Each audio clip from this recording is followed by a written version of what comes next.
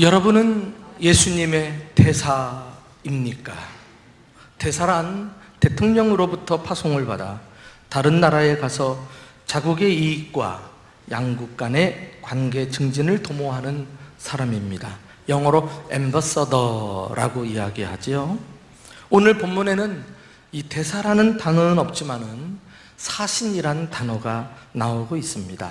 20절 보면 그러므로 우리가 그리스도를 대신하여 사신이 되어, 이 사신이란 말이 바로 대사라는 말입니다. 영어 성경에는 정확하게 번역을 하고 있는데 We are Christ ambassadors 이렇게 되어 있어요. 우리는 그리스도의 대사들입니다. 우리는 그리스도의 대사들입니다. 너무 이 문구가 멋있어가지고 표로 딱 붙여놓고 툭 두고 마음에 새기고 싶은 그런 말씀이에요. 우리 한번 따라해 볼까요? 우리는 예수님의 대사들이다. 그래요. 예수님 믿는 사람들은 예수님으로부터 파송받은 대사들임을 늘 기억하며 살아야 할 것입니다. 이 사실을 과소평가하거나 잊고 살면 우리 신앙생활은 후퇴할 수밖에 없습니다. 여러분, 우리는 적어도 대사들입니다. 대사인 것입니다. 저 서울에 올라가면은 앰버서더 호텔이라 그래가지고 외교관들만 드나드는 그런 호텔인가 싶었는데 몰려 일반인들도 다 들어가요. 그런데 그렇게 이름을 붙이고서라도 자기들 호텔의 격을 높이는 거 아니겠어요? 우리는 명찰도 없지만 그래도 우리의 진정한 신분은 하늘나라의 대사들이다. 이 사실을 꼭 기억하고 자부심을 가지고 당당하게 살아가시기를 주님의 이름으로 축원합니다. 언제 우리가 대사가 되었는가? 하나님께서 우리를 구원하셨을 때 아예 대사를 삼아 주셨습니다.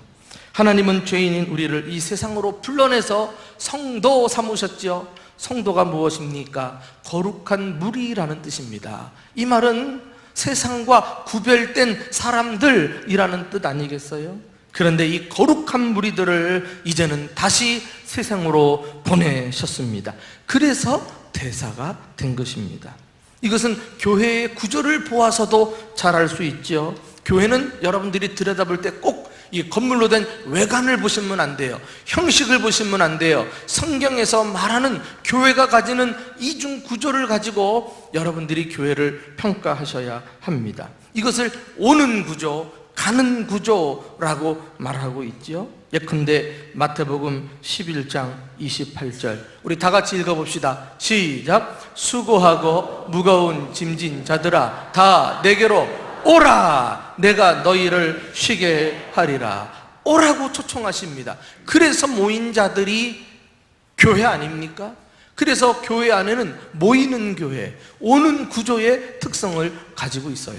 우리는 주 안에서 모여서 주와 함께 안식하고 그리고 또 주님으로부터 오는 영생의 축복을 누리며 살아가는 것이죠. 그러나 우리가 날마다 주님과 함께 머물러 있으면 얼마나 좋을까요? 주님께서 십자가에서 구원을 이루시고 부활로 구원을 완성하신 이후에 부활하신 몸으로 제자들에게 찾아와서 가장 먼저 하신 말씀이 무엇입니까? 요한복음 20장 21절 다 같이 읽어봅니다. 시작. 예수께서 또 이르시되 너희에게 평강이 있을지어다. 아버지께서 나를 보내신 것 같이 나도 너희를 보내노라. 아니, 오라고 하실 때는 언제고 내가 너희를 보내노라 말씀하십니까? 여기에서 교회의 가는 구조를 우리는 발견하게 됩니다.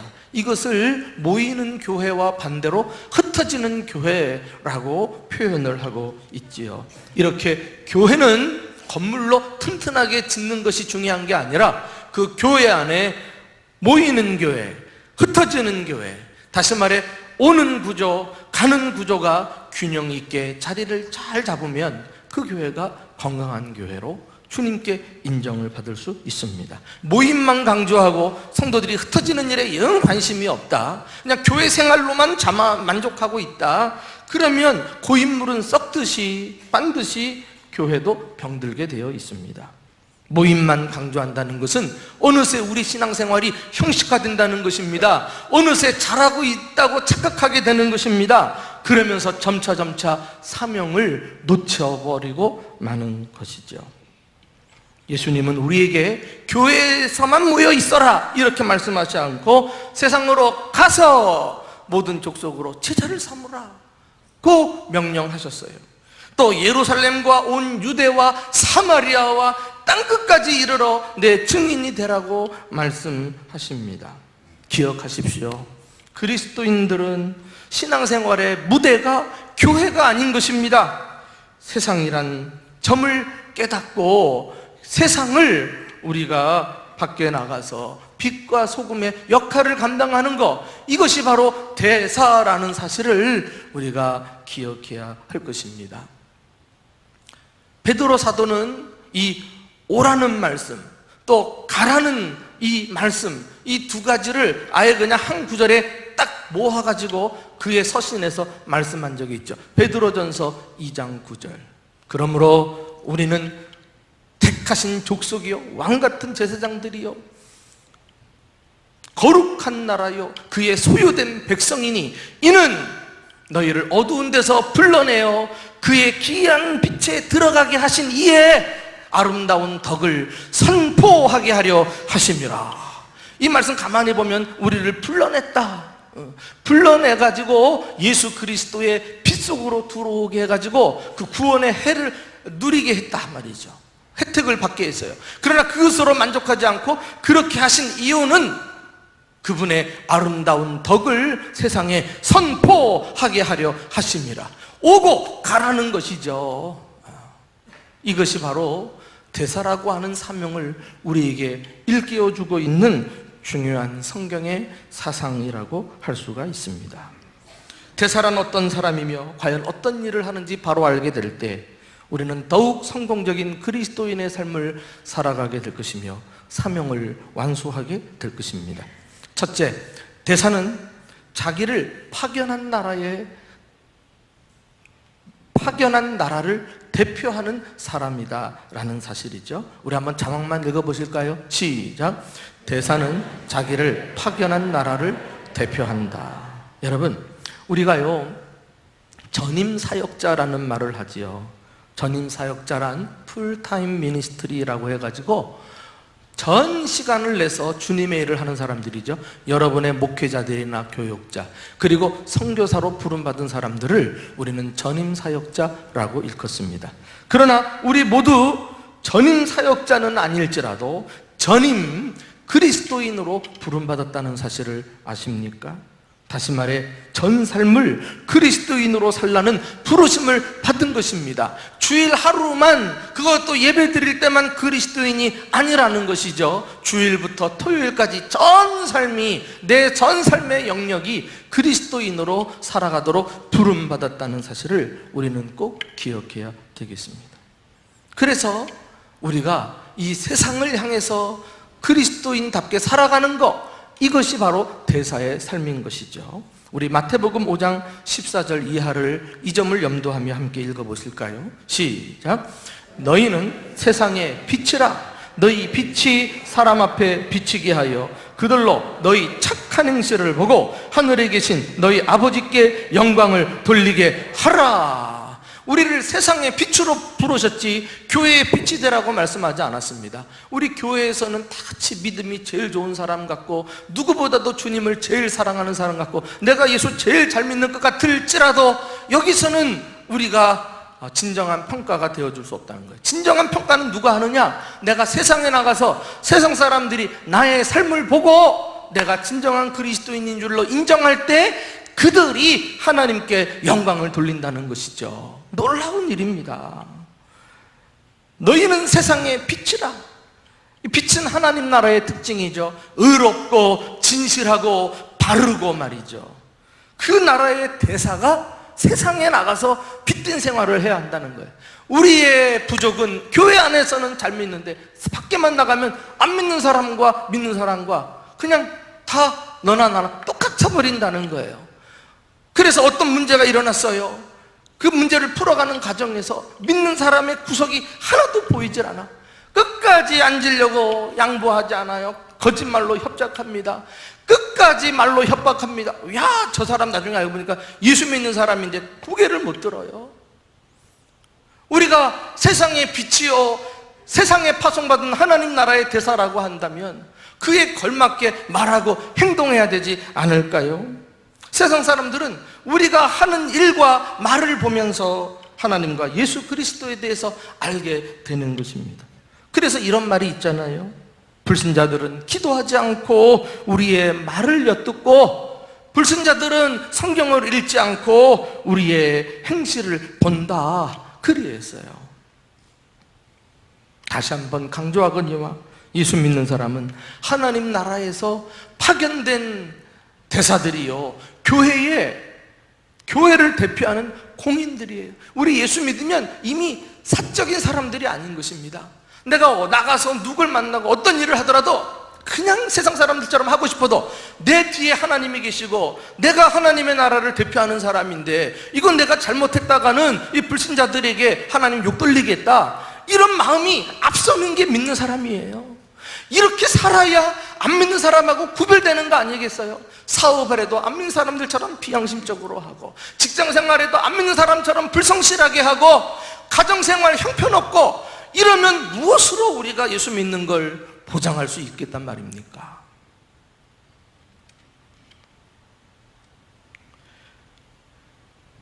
우리가 예수님의 대사가 된다는 것은 항상 자신의 주 업무가 대사로서 파견받아 이 세상 가운데 행하는 일임을 기억하고 이것을 우선순위로 여기고 개인적인 사사로운 일로 시간을 보내는 이런 일이 없어야 되겠죠.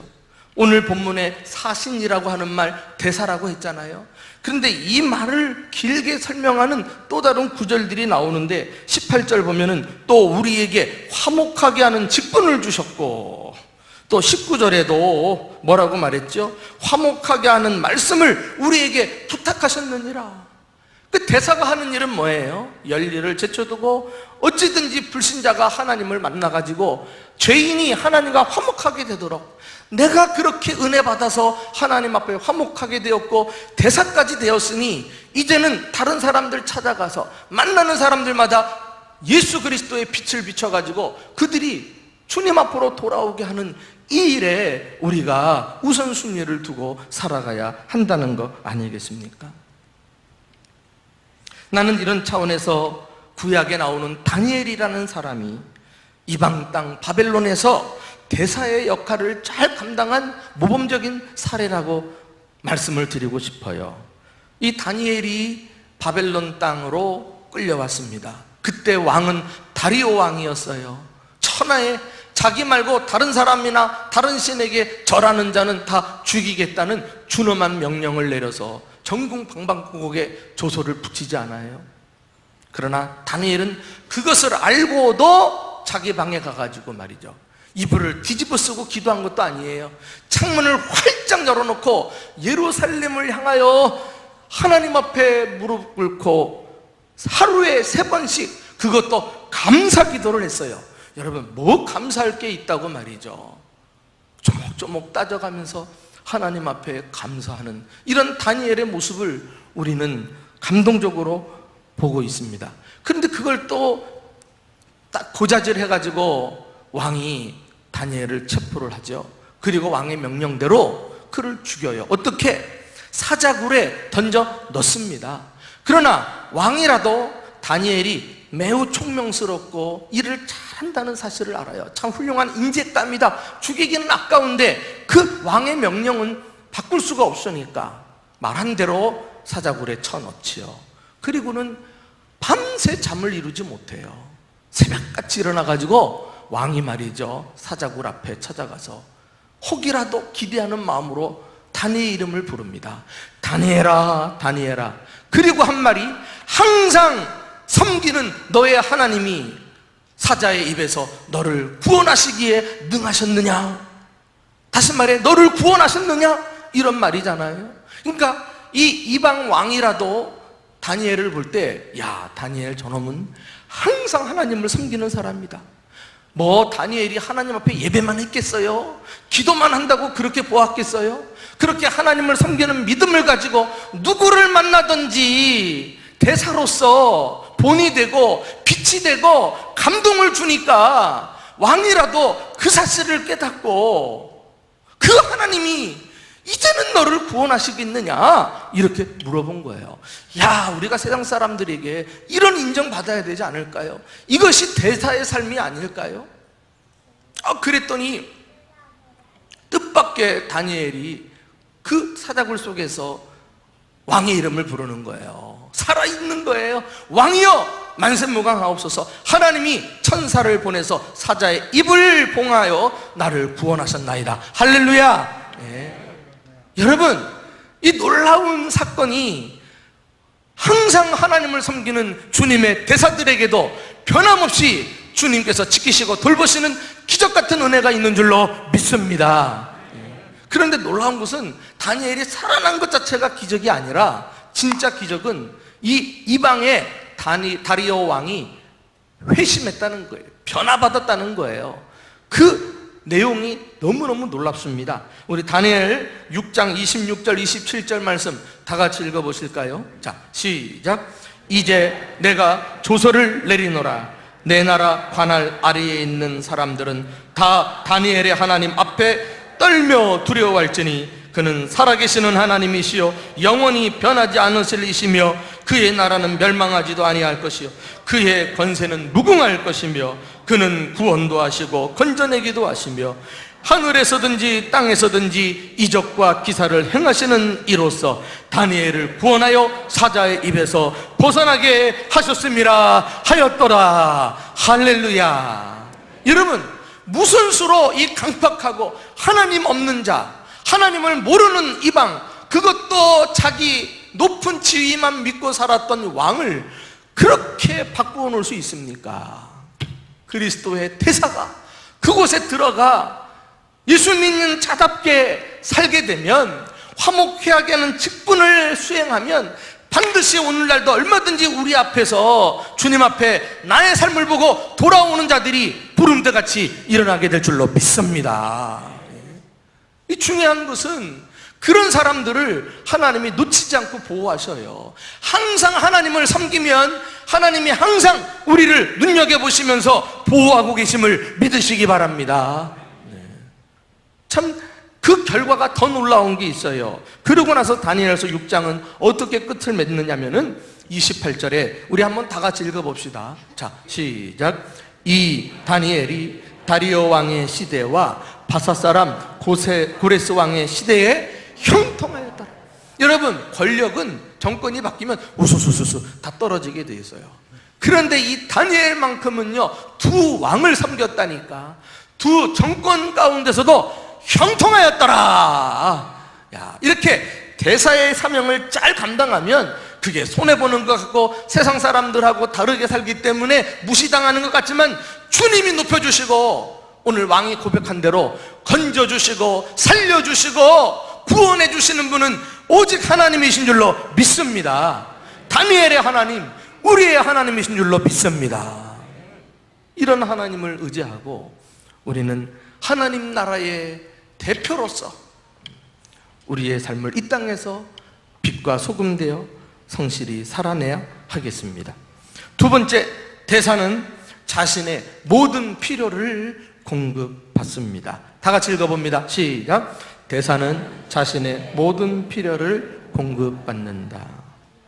여러분, 대사는 그를 파송한 나라가 잘 살고 부하면 부할수록, 세계에 막강한 영향력을 발휘하면 발휘할수록 대사가 받는 대우와 존경은 비례하지 않겠어요?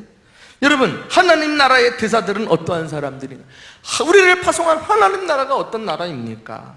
대사들에게 주신 하나님의 약속을 우리가 함께 들여다보았으면 좋겠어요. 우리 마태복음 6장 31절 이하 다 같이 믿음의 고백으로 받읍시다. 시작. 그러므로 염려하여 이르기를 무엇을 먹을까, 무엇을 마실까, 무엇을 입을까 하지 말라. 이는 다 이방인들이 구하는 것이라. 너희 하늘 아버지께서 이 모든 것이 너희에게 있어야 할 줄을 아시느니라. 너희는 먼저 그의 나라와 그의 의를 구하라. 그리하면 이 모든 것을 너희에게 더하시리라. 하늘의 대사는 땅의 것 때문에 염려하지 말라는 거예요. 그것은 하나님 없는 이 세상 사람들이 하는 염려라 그랬어요. 그들은 무엇을 먹을까, 무엇을 마실까, 눈 뜨면 오늘도 어떻게 살아야 되는가, 보호자가 없기 때문에 온통 염려거리가 이거에 매달려 살지 않아요? 그러나 우리 또한 그들과 똑같이 살아가면 예수 믿는 사람과 안 믿는 사람과 뭐가 다르겠어요? 좀 우리의 근심거리는 질적으로 달라야지요. 내용이 달라야지요. 어떤 근심? 어떻게 하면 내가 하나님 나라에 파송된 대사로서 사명을 감당할까? 어떻게 하면 내가 그 나라의 의를 이 땅에 빛을 비치면서 실현시킬까? 그래서 하나님의 나라를 어떻게 하든지 확장시켜 나갈까? 이런데 노심초사하면서 고민하면서 살아가는 자를 주님께서 왜 먹이시고 입히시고 책임져 주시지 않겠어요? 주님께서 말씀하신 것을 약속으로 붙잡으시기를 바랍니다. 그리하면 이 모든 것을 너희에게 더해 주신다. 이 땅의 삶은 내가 힘쓰고 애쓴다고 되던가요? 내가 계획을 세운다고 그 뜻대로 되던가요? 내가 얼마 전에 야고보서 말씀을 통해서 여러분들에게 전했죠. 아무데나 가서 1년을 유하며 장사하리라, 이익을 남기리라 하는 자들아, 너희 생명이 안개와 같은 줄 알지 못하느냐? 주님이 후 하고 불어보시면 계획한 거 실현도 못하고 그냥 그 자리에 쓰러질 수밖에 없는 게 우리 연약한 거 아니겠어요? 주님 붙들어야죠. 주님 맡겨주신 사명에 우리가 우선순위를 두고 그 일을 위해서 살아야지요. 사도 바울은 그렇게 살았던 사람이에요. 그는 주님을 믿고 이방인의 사도로 부름받은 다음에는요, 정말 먹고 자고 입는 거 주님께 전폭적으로 맡기고 복음만 들고 세계 곳곳으로 갔습니다. 근데 신기하게도 하나님께서 그를 굶주리게 하지 않고 신기하게 사람들을 통해서든지 하나님이 먹이시고 입히시는데 그 하나님을 딱 붙들었어요. 그리고서는 동일하게 어려움 가운데 있는 빌립보 교회를 향해서 그는 이런 멋진 약속을 하고 있습니다. 빌립보서 4장 19절 다 같이 한번 읽어보실까요? 시작. 나의 하나님이 그리스도 예수 안에서 영광 가운데 그 풍성한 대로 너희 모든 쓸 것을 채우시리라. 나의 하나님이, 바울은 그 하나님을 자기 하나님으로 삼았어요. 여러분, 우리 예수 믿고 기왕이면은 저 멀찍이 있는 하나님이 아니라 나의 하나님, 나의 하나님, 내가 체험한 하나님, 남의 간증 듣고 부러워하는 그런 멀리 떨어져 있는 사람 말고 나와 하나님이 함께 하셔서 하나님의 역사를 경험하고 그것을 간증하는 그 나의 하나님을 붙드는 저와 여러분들 다 될 수 있기를 주님의 이름으로 축원합니다. 얼마나 기쁩니까? 나의 하나님. 바울은 어디서든지 자랑했어요. 나의 하나님이 영광 가운데 그 풍성한 대로 너희를 채우시리라. 이렇게 빌립보 교회 성도들에게 이 약속을 담대하게 증언하고 있는 것입니다. 여러분, 나는 당시 바울에게 들었던 이 빌립보 교회 성도들의 하나님의 음성이 오늘 우리 대전종북의 성도들에게도 각 사람에게 하나님의 약속의 말씀으로 들려질 수 있기를 주님의 이름으로 축원합니다. 하나님은 우리를요, 이 세상에 대사로 파송하고 너희끼리 알아서 해라 이렇게 내버려 두시는 분이 아니라니까. 마태복음 28장에서도 가서 모든 족속으로 제자를 삼아라 이 명령을 주실 때도 그 다음에 딱 따라서 나오는 말이 뭐예요? 보라, 세상 끝날까지 내가 너희와 항상 어떻게? 함께 있으리라 하시니라. 그 하나님, 우리를 위해 영육간에 필요한 모든 자원을 다 구비해 놓으신 그 주님께서 우리와 함께 계시면서 가라 말씀하셨는데 주님이 함께 가신다는 거 아니겠어요?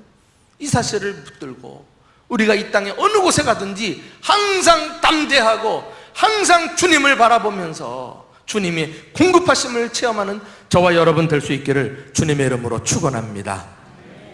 제가 존경하는 최초의 아프리카 선교사였던 데이빗 리빙스톤이라는 사람이 있어요. 세상 선교 역사에 큰 영향력을 끼쳤고요. 선교사님들은 이분에 대해서 연구하지 않으면 선교를 못할 정도로 굉장히 영향을 끼쳤던 신실한 그리스도인입니다.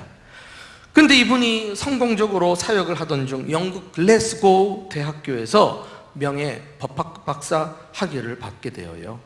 그런데 그것에 모인 청중들에게 자신의 삶을 녹아낸 한 가지 중요한 말씀을 언급합니다. 모든 것은 보라, 내가 세상 끝날까지 너희와 항상 함께 있으리라는 이 한마디 말씀에 달려 있습니다. 주님의 이 말씀을 믿으십시오. 절대 실망하지 않으실 것입니다. 주님은 지금까지 한 번도 저를 혼자 내버려 두신 적이 없습니다. 이렇게 이야기했다고 합니다. 사랑하는 교우 여러분, 함께 하시는 하나님이 나의 모든 필요를 채워주심을 믿고 이 땅에 사는 동안 대사로서 살아가는 저와 여러분 되시기를 주님의 이름으로 축원합니다. 마지막으로 대사는 자신의 본국과 수시로 연락을 취합니다.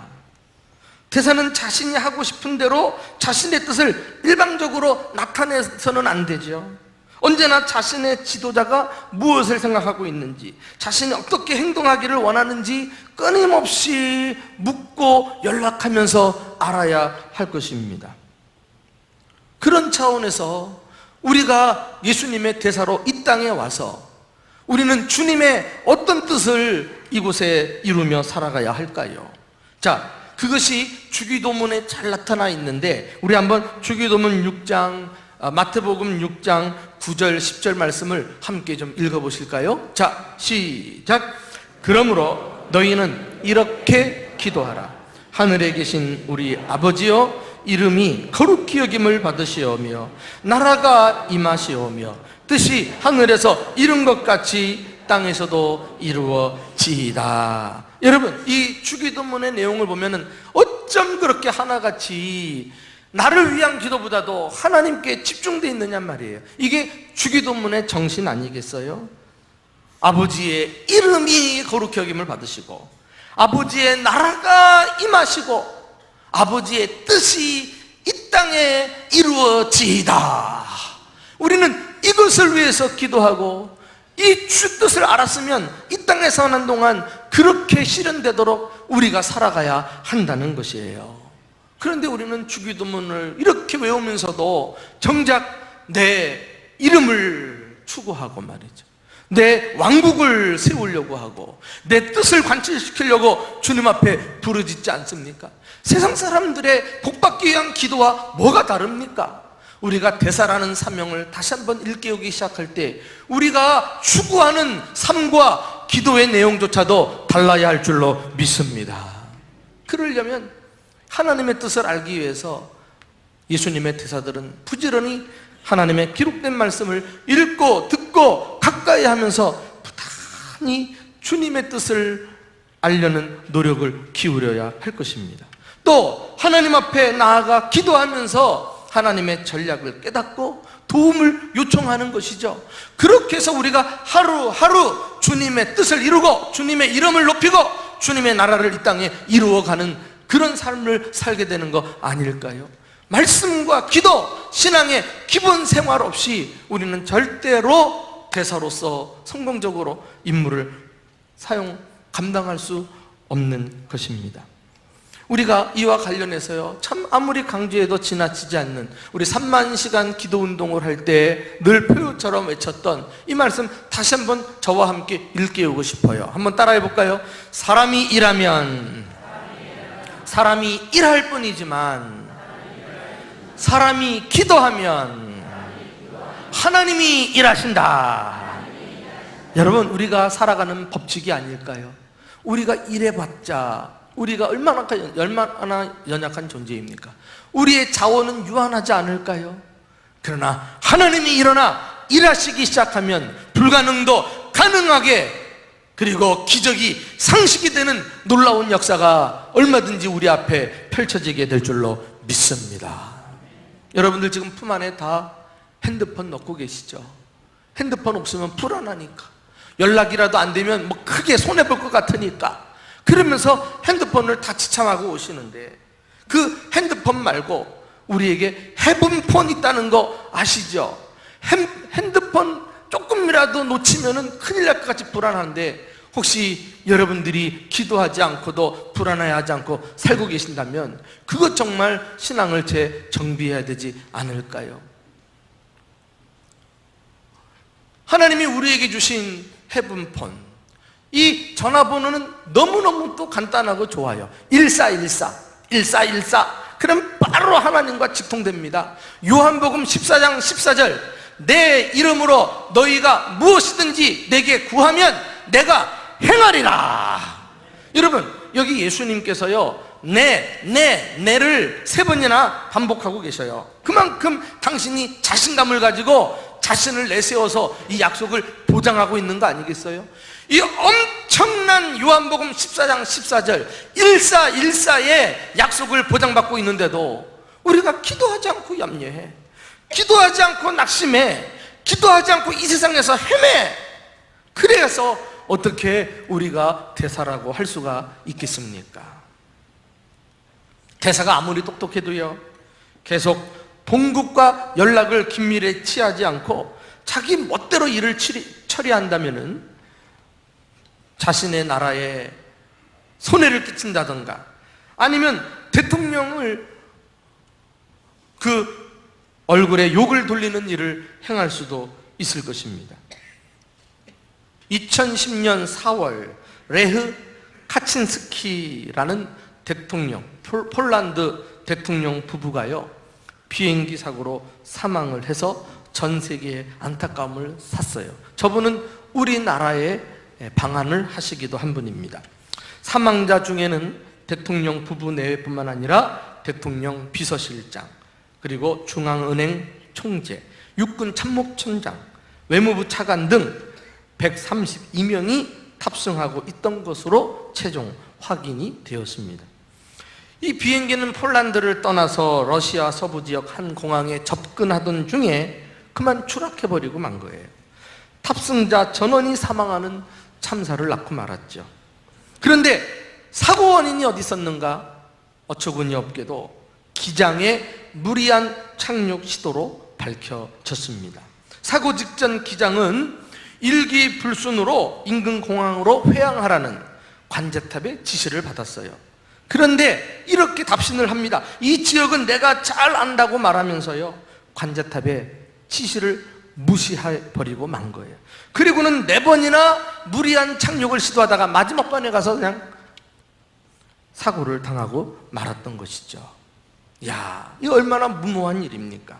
나는 이 사건을 보면서 한 가지 구절이 딱 떠올랐어요. 야, 우리 그리스도인들은 이 말씀 붙들고 살아야 되겠구나 하는 거죠. 우리 잠언 3장 5절 6절 말씀을 한번 다 같이 읽어보실까요? 자, 시작.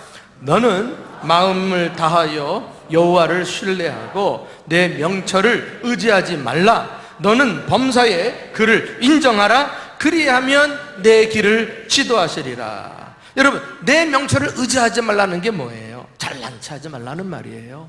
하나님 앞에서 고집 부리지 말라는 거예요. 너는 범사에 하나님을 인정하라는 게 무슨 말이죠? 수시로 하나님과 연락하면서 지시를 받아라는 말씀 아니겠어요? 그리하면 내 길을 지도하시리라, 이런 말이에요. 그래서 어떤 성자는 이 구절을 가리켜서 그리스도인의 나침반 구절이다, 그리했어요. 여러분, 우리가 이 세상에 대사로 부름받아 와가지고 어떻게 길을 찾아가느냐 말이에요. 어떻게 우리 사명을 감당하느냐 말이에요. 그럴 때마다 기도하고 주의 말씀으로 지혜를 얻고, 그래서 하나님의 인도하심을 받는 저와 여러분 될 수 있기를 예수님의 이름으로 축원합니다. 사랑하는 교회 여러분, 여러분은 진정 예수님의 대사이십니까? 대사는 자기를 파견한 나라를 대표합니다. 우리 모두는 하나님 나라의 공인입니다. 이제는 세상에 나가서 빛과 소금 되어 나 때문에 죄인이 주님 앞에 돌아오는 화목해 하는 직책을 감당을 해야 하겠습니다. 또한 대사는 자신의 모든 필요를 공급받습니다. 우리를 이 땅에 보내셨을 때는 일하다가 굶어 죽으라고 그렇게 주님이 무모하게 보내지 않았습니다. 내가 너와 함께 하겠다, 내가 가진 풍성한 것으로 너를 채워주겠다 약속을 믿고 우리 주님 앞에 우리 맡겨주신 사명에 죽도록 충성하는 우리가 되어야 하겠습니다. 마지막으로 대사는 자신의 본국과 수시로 연락합니다. 내 지혜와 내 가진 것을 의지하지 않고 기도와 말씀 붙들고 나침반을 삼아 어디를 가든지 승리하고 하나님의 인도와 보호를 받는 사랑하는 우리 대전중부 가족들이 되시기를 예수님의 이름으로 축원합니다.